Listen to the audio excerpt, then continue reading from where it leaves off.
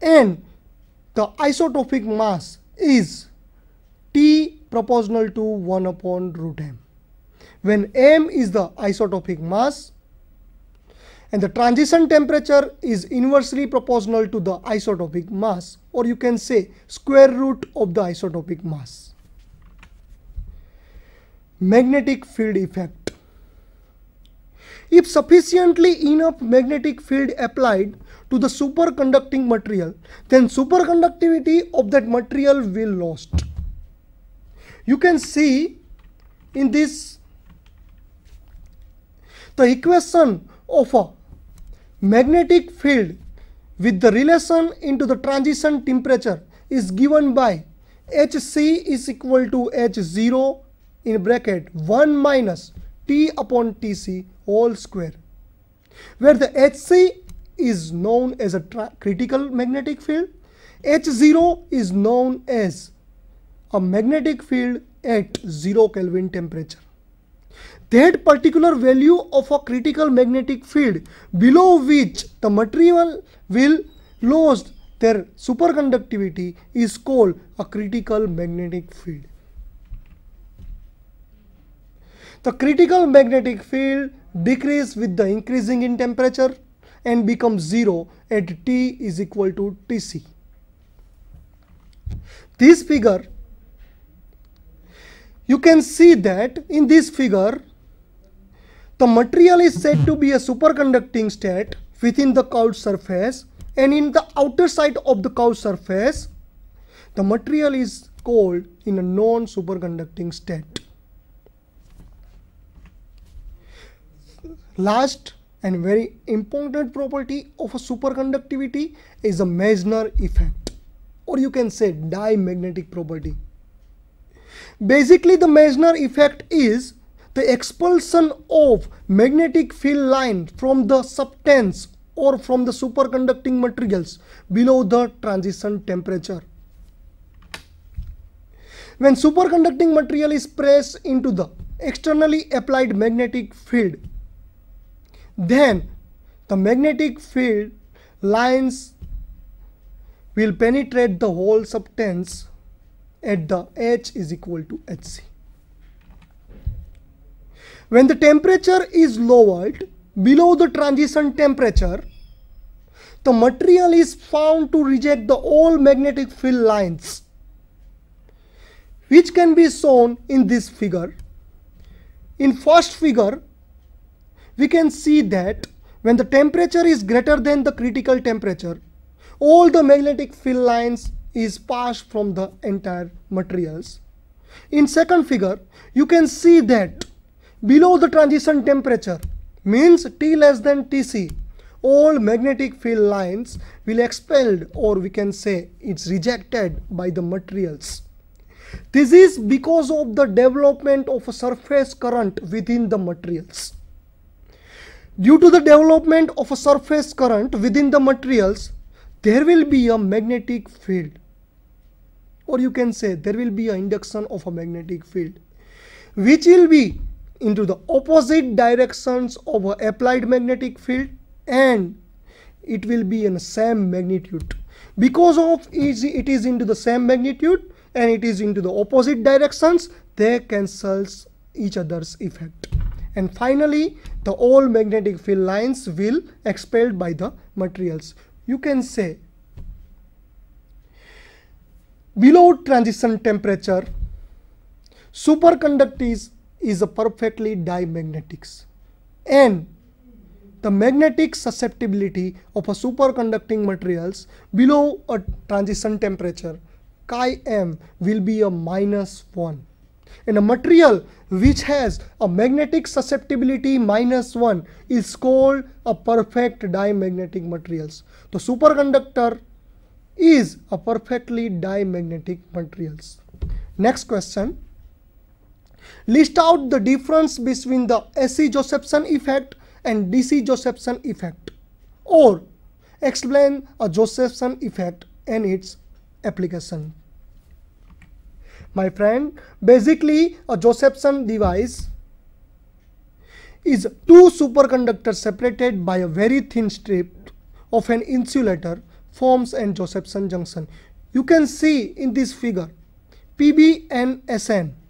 Between the PB and SN there is a one thin strip of an insulator. This is a junction, or you can say this is a formation of a Josephson junction. First of all, DC Josephson effect.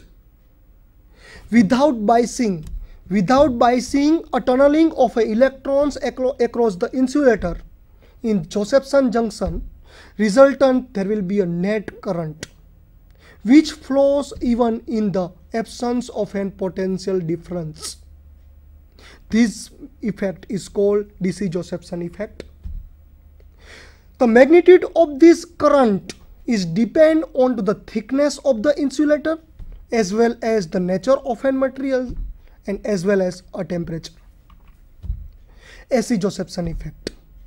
When you give a biasing to the Josephson material, or you can say Josephson junction, then there will be an oscillation of an tunneling current with an angular frequency 2 eV divided by h.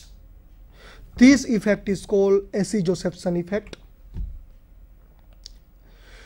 According to the AC Josephson effect, the junction generates an AC current at the frequency 2 eV by h Hertz per volt. This is the application of an Josephson junction. Main application of a Josephson junction is superconducting quantum interference device. It is also called SQUID. It is formed by connecting two Josephson junction in a parallel as shown in this figure. When the current is passed through this arrangement, current splits and flowing across the two opposite arc. There will be a magnetic flux which is passing normally through the closed circuit. As a result, you can detect a small magnetic flux in the order, and you can also detect a small change in voltage in the order of 10 raised to minus 15 volt. Or you can also detect a change in a magnetic field in the order of 10 raised to minus 21 Tesla by this SQUID, superconducting quantum interference device. Very small, or you can say very weak magnetic field, or you can say a very weak magnetic field which is due to the biological currents within the human body, or you can say into the brain, can also detect by the SQUID, superconducting quantum interference device. Next question, magnetic levitation. What is magnetic levitation? Explain with its application. This is basically working on the principle of Meissner effect. Magnetic levitation is the process by which one object is suspended above the another object with the no other support but only by the help of magnetic field. This is based on the Meissner effect. We know that we already seen into the Meissner effect. The externally applied magnetic field is repelled by the induced magnetic field in the substance. By the help of this Meissner effect principle, the magnetic levitation can be achieved. If a small magnet is brought near a superconductor which is being generated by the magnetic field due to the induced current, they repels the fields due to the magnet. Finally, we can conclude that this magnetic levitation process can achieve or can demonstrate two properties of superconducting materials: zero electrical resistance and Meissner effect. Application of this magnetic levitation: magnetically levitated vehicles are called maglev vehicle. The utility of such levitation in vehicles is that in the absence of the contact between the moving and the stationary systems of a friction is eliminated. So conclusion of this, you can achieve a frictionless motion. Next question. Properties and application of nanomaterials. Friends, this question is based on the unit nanotechnology. This is a very wonderful question. Nanotechnology is the study of manipulating matter on the atomic and the molecular size. Basically, a nanomaterial or nanotechnology is belong to a material which has a dimension near about 10 raised to minus 9 nanometer. Property of nanomaterials: it has a high strength, high hardness, permeability, high toughness, and it is a more brittle. It can exhibit a plasticity even at the lower temperature, i.e., it is undergoing the large deformation without nicking or fracture. Magnetic moment of nanomaterials can be increased by decreasing in the particle size. Optical density of these materials can be varied with the diameter. Size of the grains controls and mechanical, electrical and optical and chemical and semiconducting magnetic properties. The melting point of the nanomaterials get reduced, the grain size, the magnetization and the corrosivity are higher for the nanomaterials. Application. Nanomaterials are used for the fabrication of a signal processing element such as a filter, delay lines, switches, etc. Using these materials, soft and permanent magnet can be manufactured, which is said to have a wider application. Nanocrystalline materials like a tungsten carbide, titanium carbide and the titanium carbide are used in making cutting tools. These tools are much harder than the last longer than conventional counterparts. Hydrogen-based sensors made by the nanomaterials are used in the power generation, and this kind of materials is also used to make a semiconductor laser, nanotransistor or a memory device such as a recording heads and the magnetic storage device. These are another application of nanomagnetic materials.